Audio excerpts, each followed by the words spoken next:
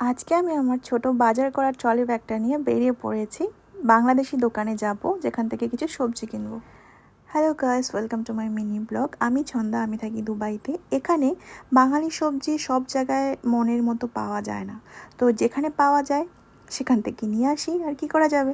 তো সন্ধ্যাবেলা আমি বেরিয়ে পড়েছি। এটা আমাদের বাড়ি থেকে 1 থেকে 1.5 কিলোমিটার ছিল, হেঁটেই যাচ্ছি। তো রাস্তায় আমার সাথে জয়েন করেছে আমার হাজব্যান্ড, অফিস থেকে এসে গিয়েছিল। আর এই এরিয়াটা মোস্টলি এখানে আফ্রিকান আর বাংলাদেশিরা থাকে, তার জন্য ভিডিওটা করেছি। তোমরা লোক দেখলেই বুঝতে পারবে। আমি বেসিক কিছু সবজি নিয়েছিলাম যেগুলো আমার পাশের দোকানে পাওয়া যায় না।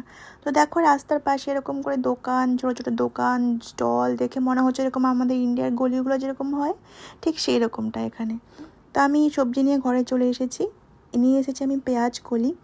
দেখো, এটার ওয়েট রয়েছে মোটামুটি 440 গ্রাম, আর টাকা নিয়েছে 8.80 দিরাম, মানে তোমার ইন্ডিয়া 210-15 টাকার মতো হবে আর কি। তারপরে নিয়েছি ছোট লাউটা। এটার দাম ছিল মোটামুটি 110 থেকে 15 টাকার মতো। নিয়েছি আমি জলপাই, লোকাল জলপাই পেয়েছি, আর এরকম ছোট নতুন আলুগুলো পেয়েছি, আর নিয়েছি লাউ শাক। তারপরে নিয়েছি মাছ, এরকম বরফের প্যাকেট করা থাকে ফ্রোজেন মাছ। আমি নিয়েছি পাবদা মাছ। এখানে যখন রান্না করব তার 1 থেকে 1.5 ঘন্টা আগে এটাকে আমাকে জলে ভিজিয়ে ডিফ্রোস্ট করে নিতে হবে। আর নিয়েছি একটা গন্ধরাজ লেবু।